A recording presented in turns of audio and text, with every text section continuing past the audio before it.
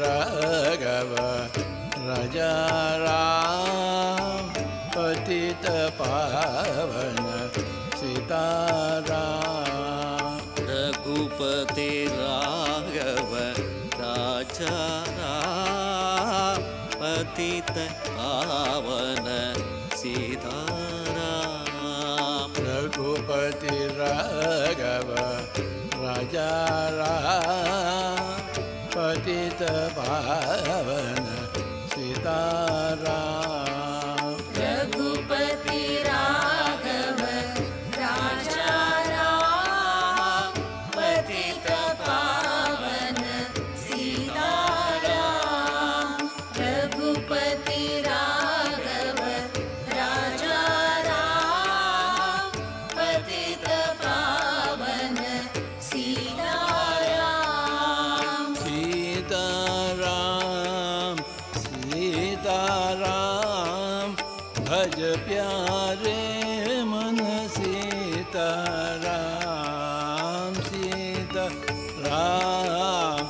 सीताराम भज प्यारे मन सीताराम रघुपति राघव राजा राम पतित पावन सीताराम रघुपति राघव राजा राम पतित पावन सीताराम रघुपति राघव राजा राम पतित पावन सीताराम रघुपति राघव राजा राम पतित पावन सीताराम रघुपति राघव राजा राम पतित पावन सीताराम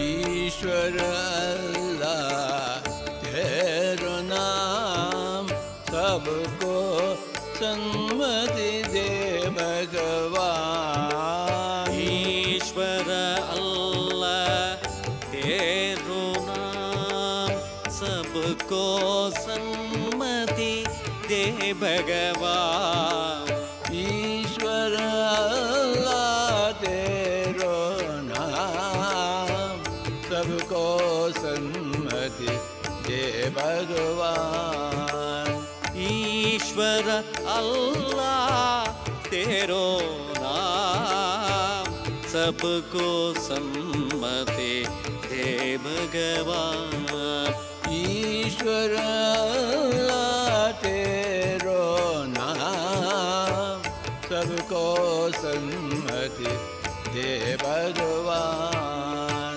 रघुपति राघव राजा राम पतित पावन सीताराम रघुपति राघव राजा राम पतित पावन सीताराम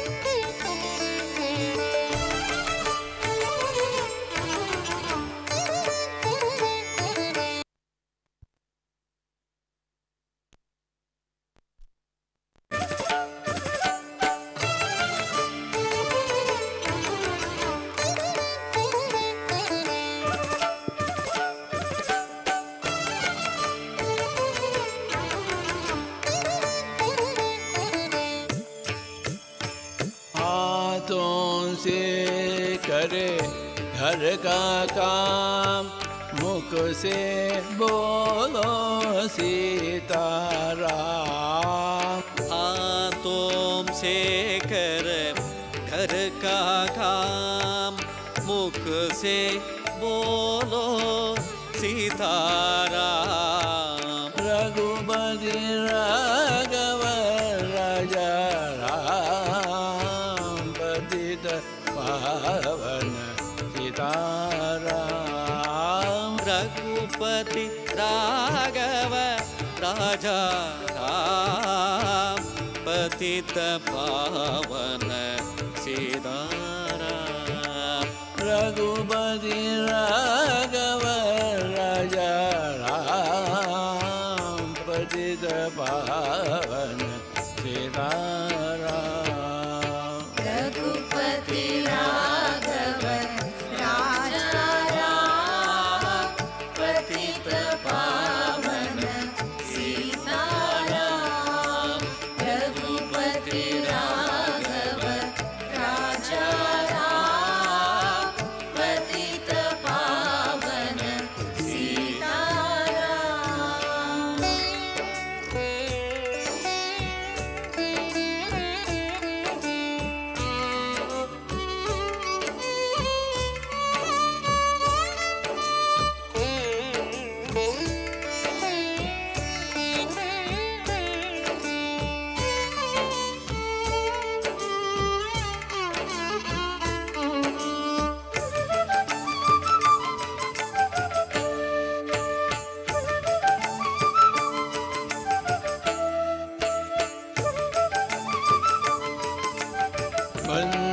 बंसीवाला हे घनश्याम धनुष्यधारी सीताराम।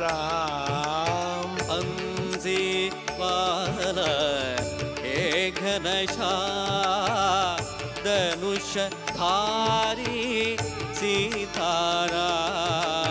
रघुपति राघव राजा राम पतित पावन सीताराम। रघुपति राघव राजा राम पतित पावन सीताराम। राम राम राम राम सीताराम। रघुपति राघव राजा राम राम राम राम राम सीताराम। रघुपति राघव राजा राम। रघुपति राघव राजा राम पतित पावन सीताराम। रघुपति राघव राजा Last 1 minute, my dear friends. पतित पावन చివరి ఒక్క నిమిషం కేవలం శ్వాస మీద ధ్యాస. रघुपति राघव राजा राम। ఎవ్వరూ కళ్ళు తెరవరాదు. ససేమిరా కళ్ళు తెరవరాదు. Last 1 minute.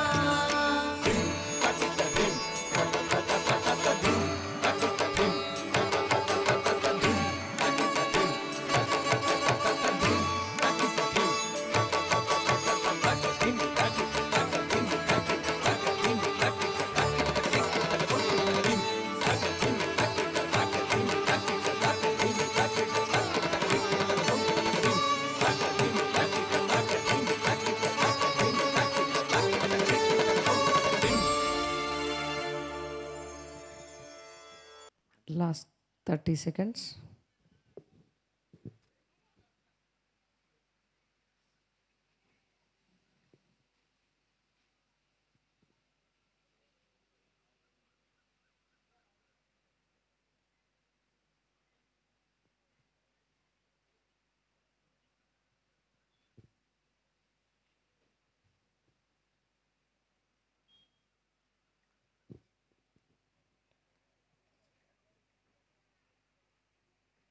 నెమ్మదిగా మీ అరచేతులు రెండు కళ్ళ మీద పెట్టుకొని 5 seconds.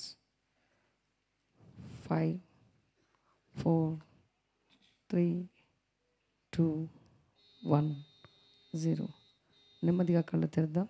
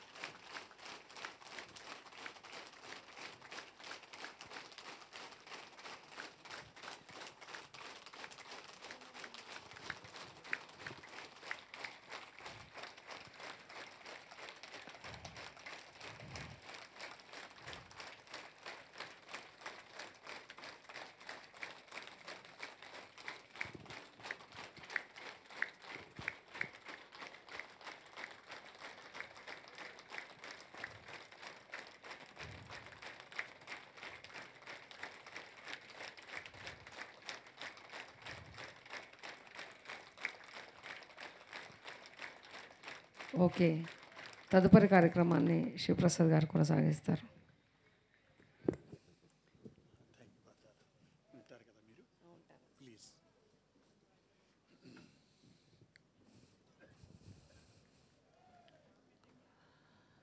చక్కగా ధ్యానం చేసాం. కరెక్ట్గా 2 సంవత్సరాల క్రితం ఇదే తేదీ సాయంత్రం 5:07 31వ విల్లాలో పొద్దున్న 11 గంటల నుంచి ఒక ఉద్విగ్న వాతావరణం అంతా నడుస్తూ ఉంది. వచ్చిన వాళ్ళందరూ వస్తున్నారు, చూస్తున్నారు. ఇంక మధ్యాహ్నం అయ్యేసరికి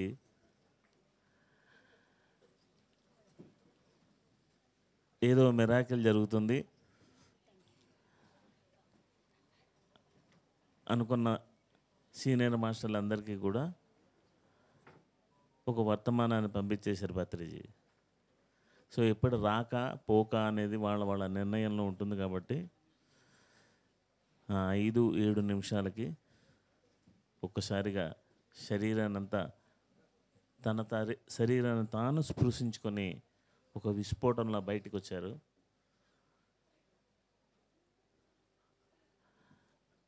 మన గ్రాండ్ మాస్టర్ ద్వారకనాథ్ గారు చూశారు ఆ రోజు.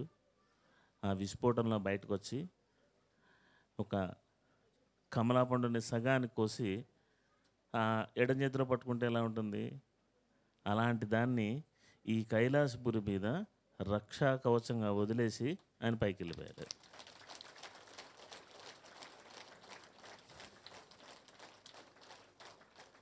అందుకే ఆయన వెళ్ళిపోయిన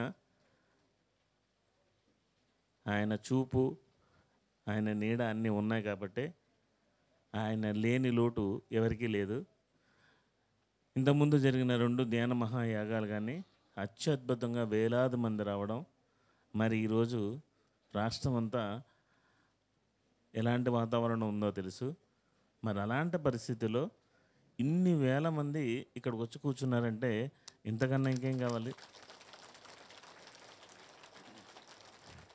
మరి ఈరోజు మనకు తెలిసిన పత్రిజీ ఒక యాంగిల్ అయితే, బయట నుంచి చూసేటువంటి మహాత్ములు కొంతమంది ఉంటారు.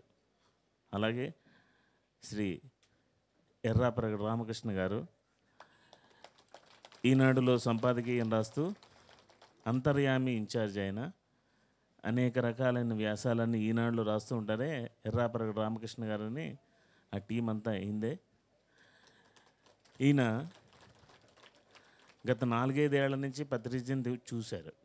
ఆయన చూసిన యాంగిల్లో అసలు పత్రిజీ ఈ భూమి మీదకి ఎందుకు వచ్చారు, అసలు వారి అవతారానికి గల కారణాలేంటి, వారు ఏ రకంగా మానవాళికి సేవ చేయడానికి వచ్చారు అన్న ఆ డిఫరెంట్ యాంగిల్లో నేను పత్రిజీకి నా యొక్క స్పీచ్తో వారికి నివాళులు అర్పించాలి అని వారంతటా వారు ఎంచుకొని ఈరోజు ఇక్కడికి హైదరాబాద్ నుంచి వచ్చారు. మరి వారి ద్వారా మన పత్రిజీ గురించి తెలుసుకుందాం.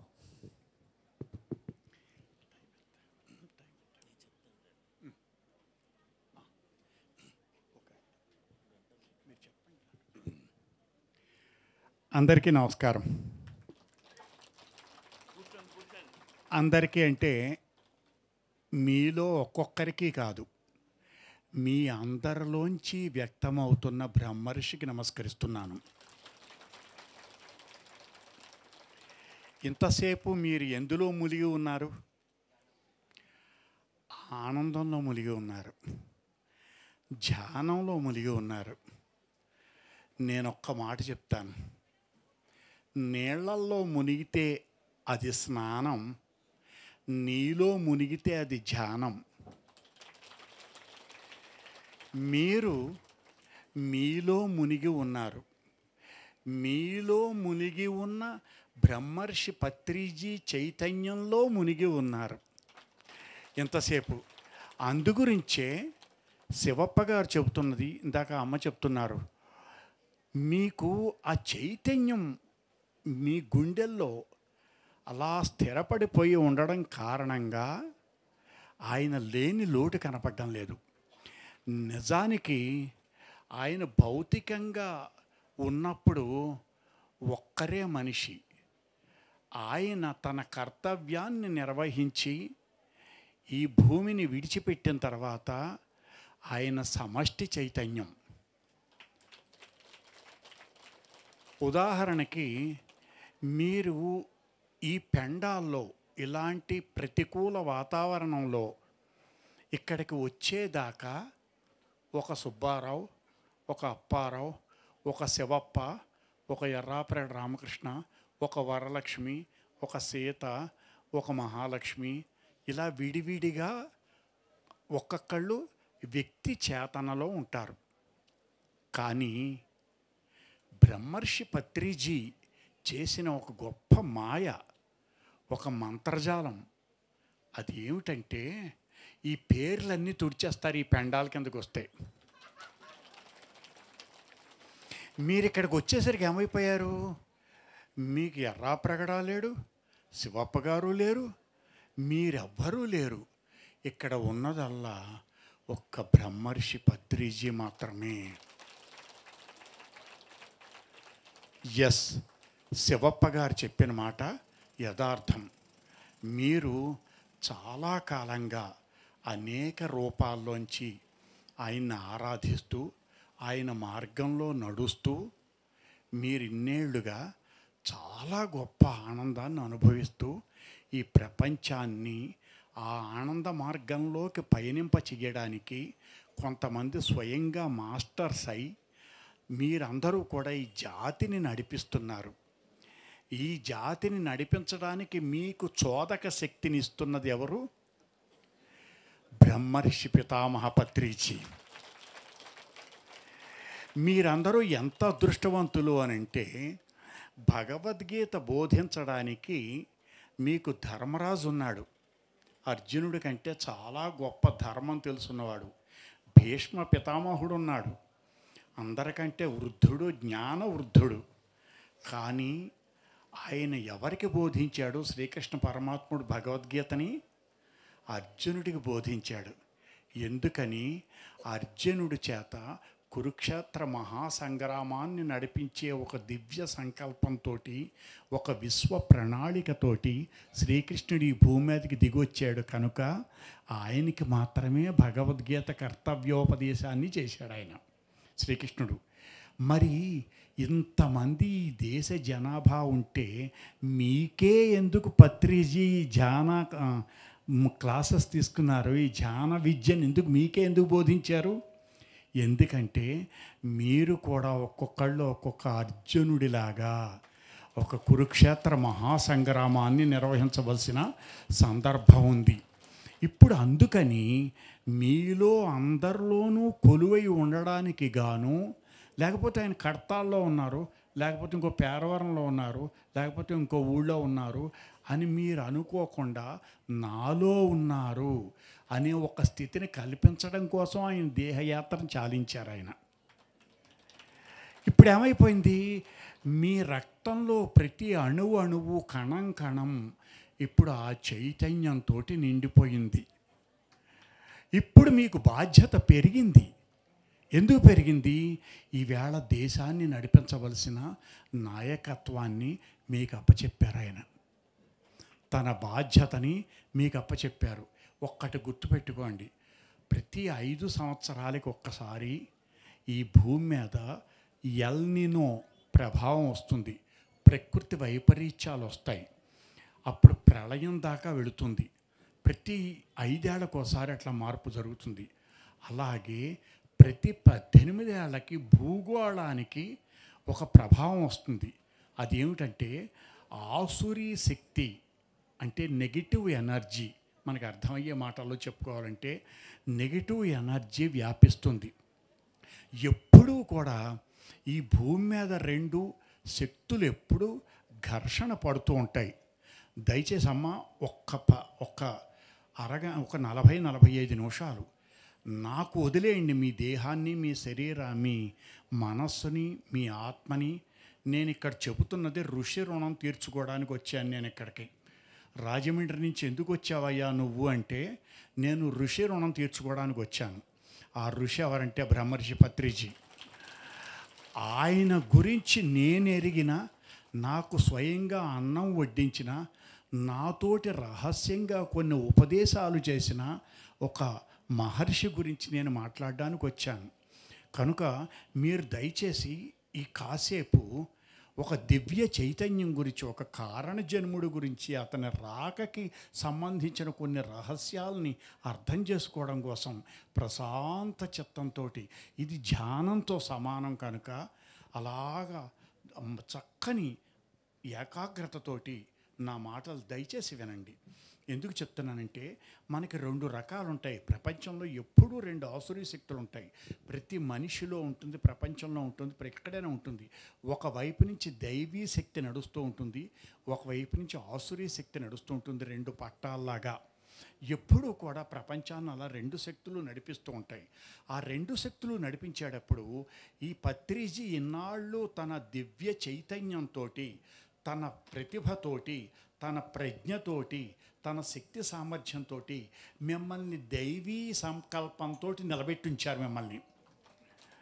కనుక మీరు ఇంకా గట్టిగా నిలదొక్కుని ఇప్పుడు ఆ చైతన్యాన్ని మీరు పరిపుష్టం చేసుకోవాలి, బలోపేతం చేసుకోవాలి, రెట్టింపు చేసుకోవాలి. ఎందుకని? ఈవేళ ప్రత్యక్షంగా ఆయన లేరు కనుక. ఆయన చైతన్యంలోంచి మనం ఎంతో శక్తిని పీల్చుకొని ఈవేళ ఆసురీ శక్తి నుంచి దైవీ శక్తి వైపుకి ఈ ప్రపంచాన్ని నడిపించడానికి సాధ్యమైన ఒకే ఒక్క ఉద్యమం ఏమిటి అంటే ఈ పిరమిడ్ ఉద్యమం ఒకటే.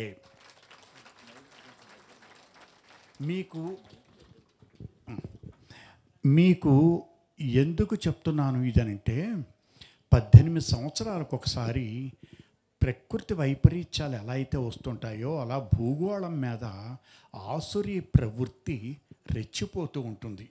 ఒత్తి పుణ్యాన రక్తపాతాలు జరుగుతాయి. ప్రతి మనిషికి ఉద్రేకం పెరుగుతుంది, రక్తాన్ని కోరుకుంటుంది భూమి. ఇట్లాంటి సమయంలో మనకి గురువుతోటి చాలా అవసరం ఉంది. ఎందుకంటే ఆ దుర్నిమిత్తాల నుంచి మనం ఈ ప్రపంచాన్ని రక్షించడానికి మన ఆత్మశక్తిని వెచ్చించాల్సి ఉంటుంది. ఆ ఆత్మశక్తిని మీకు ప్రసాదించిన ఒకే ఒక్క పరమ గురువు మన బ్రహ్మర్షి పత్రిజీ. మీరు సమయం సందర్భం కూడా జాగ్రత్తగా చూసుకోండి. వ్యాస పూర్ణిమ మొన్నరే 2-3 రోజుల కిందట వ్యాస పూర్ణిమ చేసుకున్నాం మనం. వ్యాస పూర్ణిమ ఏమిటది? అది ఆషాఢ పూర్ణిమ కదా. ప్రతి నెల ఒక పున్నమి వస్తూనే ఉంది కదా. ప్రతీ నెల వచ్చే పున్నమికి ప్రత్యేకంగా ఈ ఆషాఢ మాసంలో పున్నమిని మాత్రమే మీరు గురు పూర్ణిమ అని, వ్యాస పూర్ణిమ అని ఎందుకన్నారు? ఆ సమయంలోనే ఈయన ఈ ప్రపంచాన్ని ఎందుకు విడిచిపెట్టారు? ఏమిటి అసలు ఈ రహస్యం ఏమిటి? ఈ మర్మం ఏమిటి? జాగ్రత్తగా ఆలోచించండి. ఈ గురు పూర్ణిమ ఎందుకయింది? మామూలు పూర్ణిమ ఇది. మామూలు పున్నమి రోజున మీకు శ్రావణ మాసంలో అనండి, లేకపోతే జనవరి నెలలో అనండి, మార్చి నెలలో అనండి, ఏ పున్నమి రోజునైనా సరే మీకు వెన్నెలని వెదజల్లుతుంది చందమామ కదా. మీకు పట్టపగల్లాగా వెన్నెల కాసేస్తూ ఉంటుంది. ప్రతి పౌర్ణమి రోజునే కాస్తుంది. ఆ వెన్నెల దేని మీద పడుతుంది? భూమి మీద పడుతుంది, చెట్ల మీద పడుతుంది, మీ మీద పడుతుంది. అంటే భౌతికంగా మాత్రమే వెన్నెల వికసిస్తుంది. వెన్నెల భౌతికంగా ఉంటుందంతే ప్రతి పున్నమికి. కానీ గురు పూర్ణిమకి ఏమవుతుందంటే వెన్నెల అంతరంగంలో కాస్తుంది. ఆ వెన్నెల గురు కటాక్షంతో చంద్రికలు, కౌముదులు అంటారు వాటిని, ఆ గురు కౌముదులు గుండెల్లో వికాసాన్ని పంచుతాయి. కనుక అది గురు పూర్ణిమైంది. అయితే ఈ గురు పూర్ణిమని వ్యాస పూర్ణిమ అని చెబుతూ 21వ తారీఖున మనకి పత్రిజీ ఒక సంప్రదాయాన్ని, ఒక వారసత్వాన్ని, ఒక పరంపరని మనకి ఎందుకు ఇచ్చారు? ఎందుకు ఇచ్చారు అని అంటే, వ్యాస మహర్షి అంటే అచతుర్వదనో బ్రహ్మ, బ్రహ్మదేవుడికి 4 తలకాయలు అన్నారు కదా. కానీ ఒకే తలతోటి ఈ భూమి మీద సంచరించిన వాడు వ్యాస మహర్షి. ఆ వ్యాస మహర్షి బ్రహ్మతో సమానం. ఒకే మొహం కలిగిన బ్రహ్మ ఆయన. విష్ణువుకి 4 చేతులు ఉంటాయి, కానీ 2 చేతులతోటి మన మధ్యన తిరుగాడిన ఒక మహర్షి వేదవ్యాసుడు, ఆయన విష్ణు వంశ. ఒకే మన అందరికీ 2 కళ్ళు ఉంటే 3వ కన్నుతోటి ఈ లోకాన్ని లయం చేసే పరమశివుడు ఉన్నాడే, ఆ 3వ కన్ను దాచిపెట్టిన పరమశివుడు వ్యాస మహర్షి. అంటే త్రిమూర్త్యాత్మకమైన స్వరూపం వ్యాస భగవానుడిది. కనుకనే వ్యాస మహర్షిని వ్యాస భగవానుడు అని అన్నారు. ఆలోచించండి, వ్యాస మహర్షిని మాత్రమే భగవానుడు అన్నారు. విశ్వామిత్ర భగవానుడు అనలేదు, వశిష్ఠుడు అంతటి వాడిని భగవానుడు అనలేదు. వ్యాస మహర్షిని మాత్రమే వ్యాస భగవానుడు అని అన్నారు. భగవానుడు అంటే ఈ 3 స్వరూపాలకి ఒకళ్ళే అయితే వాడు భగవానుడు. అందుకని మీకు గీతలో భగవాను వాచ అనే ఉంటుంది, కృష్ణుడు చెప్పాడని ఉండదు. ఎందుకని? అక్కడ త్రిమూర్త్యాత్మకమైన ఒక స్వరూపం. అలాంటి స్వరూపం కనుక వ్యాసుణ్ణి వ్యాస భగవానుడు అన్నారు. ఆయన పుట్టినరోజు 21 ఆషాఢ పౌర్ణమి కనుక దాన్ని ఏమన్నారు? వ్యాస పౌర్ణమి అన్నారు. ఇప్పుడు ఎంతటి వ్యాస భగవానుడు కూడా ఆఖరికి ఏమన్నాడంటే, ఆయన ఏం చేశాడు? ఈ 4 చేతులతోటి రాకుండా 1 చేతితోటే వచ్చి, 2 చేతులతోటే వచ్చి, లేదా 2 కళ్ళతోటే వచ్చి, 1 కంటిని దాచిపెట్టి, లేకపోతే 4 ముఖాలు కాకుండా 1 ముఖంతో వచ్చి ఏం చేశాడు ఆయన? కొన్ని వేల ముఖాలతోటి వేదాలని అనుశీలించాడు. కొన్ని లక్షల చక్షువులతోటి వేదాలని పరిశీలించాడు.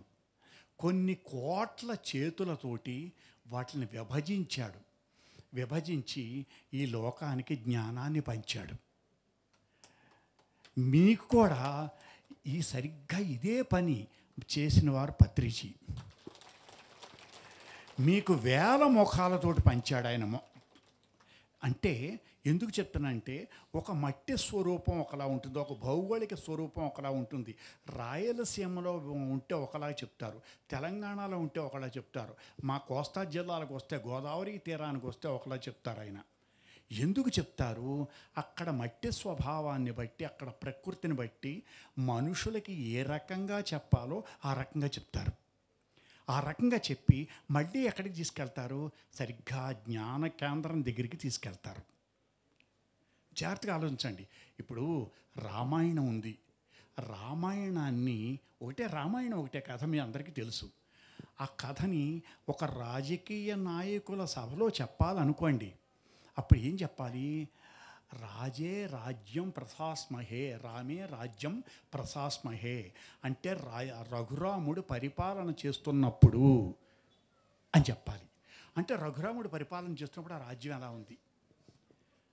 అలాగే పిల్లల స్కూళ్ళల్లో మాట్లాడుతూ ఉంటాం మనం.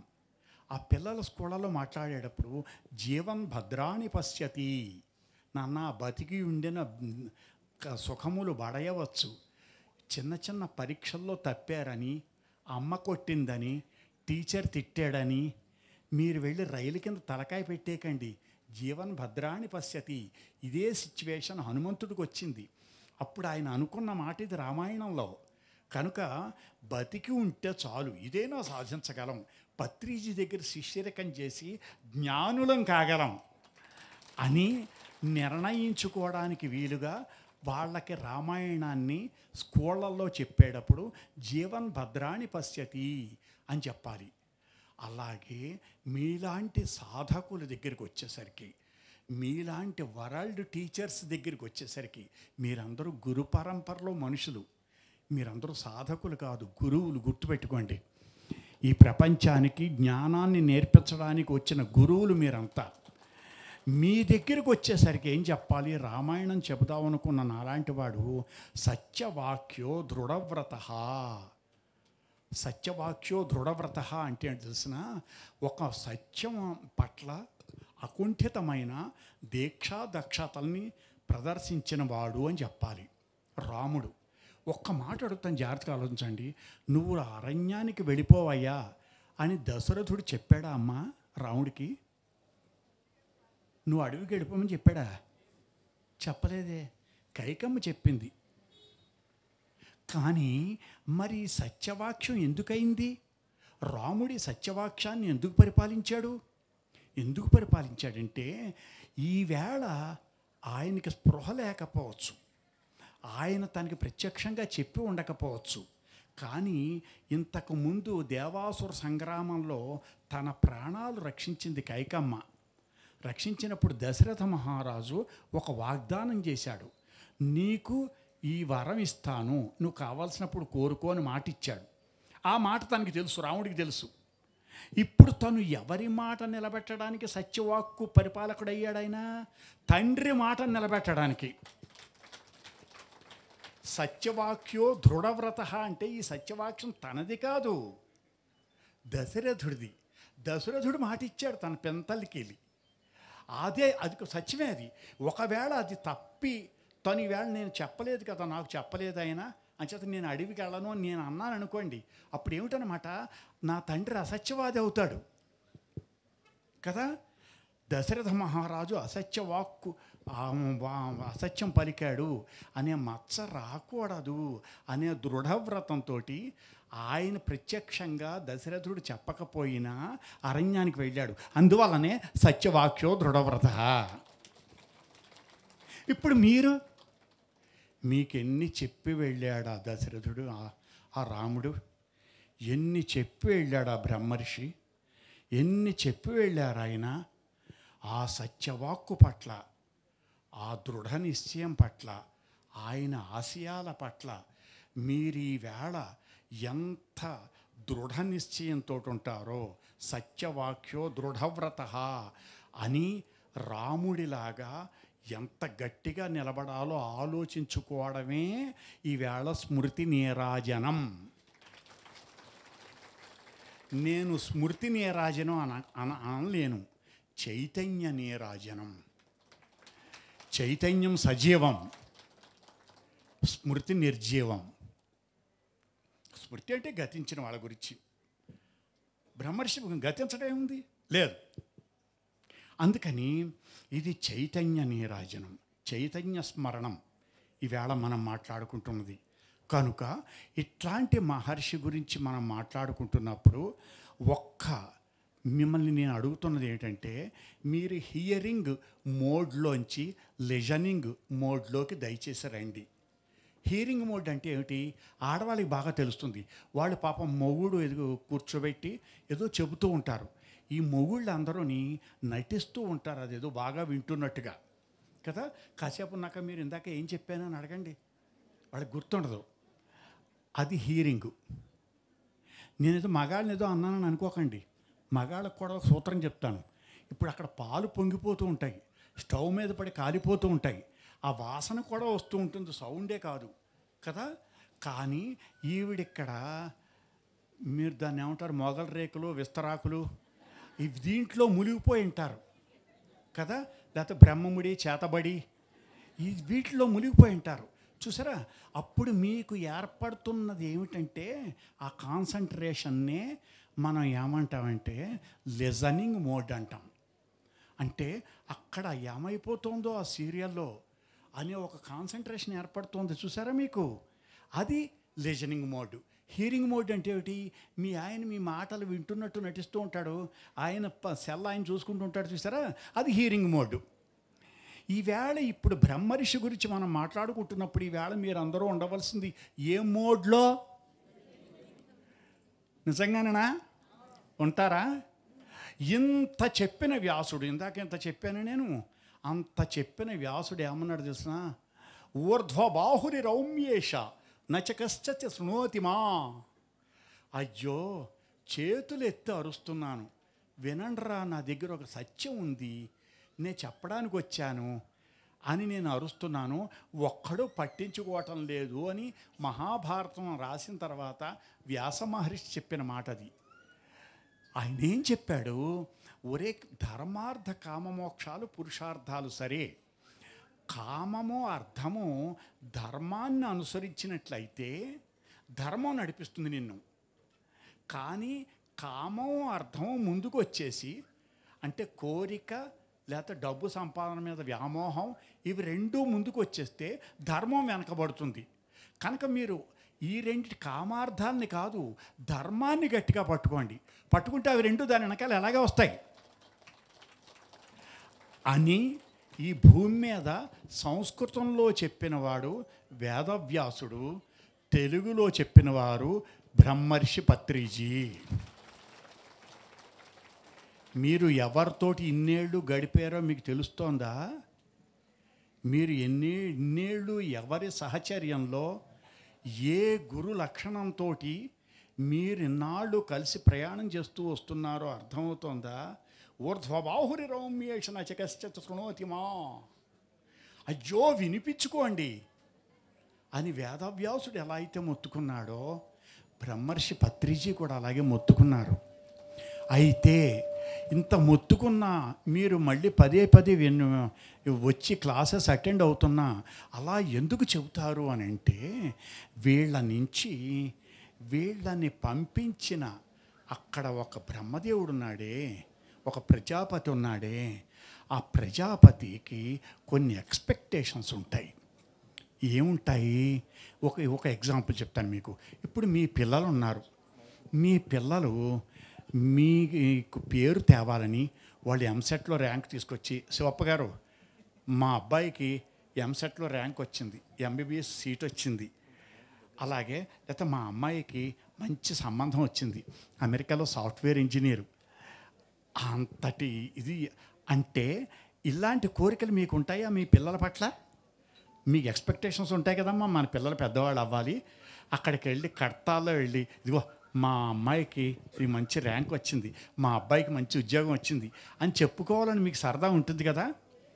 ఏమ్మా మీ పిల్లల గురించి మీకు అన్ని ఎక్స్పెక్టేషన్స్ అన్ని ఊహలు ఉన్నప్పుడు మరి మనం అందరం కూడా ఆ పరమాత్మకి చెందిన పిల్లలం కదా, మరి ఆయనకేమో ఆశలు ఉండవా? ఆయనకేమో ఎక్స్పెక్టేషన్స్ ఉండవా?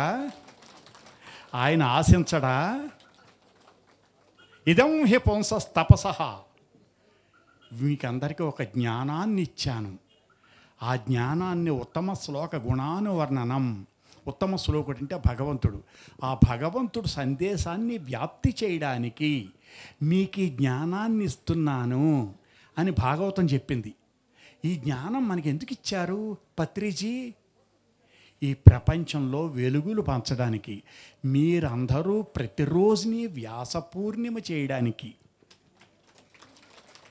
మరి మీకు సంబంధించిన ఎక్స్పెక్టేషన్స్, మీ పిల్లలకి సంబంధించిన ఎక్స్పెక్టేషన్స్ మీకు ఉన్నప్పుడు మరి మీరందరూ పత్రిజీ పిల్లలు కదా, ఆయనకు ఉండదా? పితామహ అని పిలిచేస్తే అయిపోయిందా? మరి ఆయనకి ఎక్స్పెక్టేషన్స్ ఉండవా? అయ్యో ఇంత నేర్పించానే, ఇంత తపస్సు చేశానే, ఇంత కష్టపడ్డానే, ఇన్ని రకాలు బోధించానే, ఈ ధ్యాస శ్వాస నా ఆఖరి ఊపిరి వీళ్ళ కోసం నేను ఖర్చు పెట్టానే, అందుకని ఇట్లా వీళ్ళు నా మార్గంలో ఈ ప్రపంచానికి వికాసాన్ని పంచాలి అనే ఎక్స్పెక్టేషన్ బ్రహ్మర్షి పత్రిజీకి ఉండదా? గట్టిగా చెప్పండి. అది గుర్తు చేయడానికి వచ్చాను నేను ఇక్కడికి. బయట మనిషిగా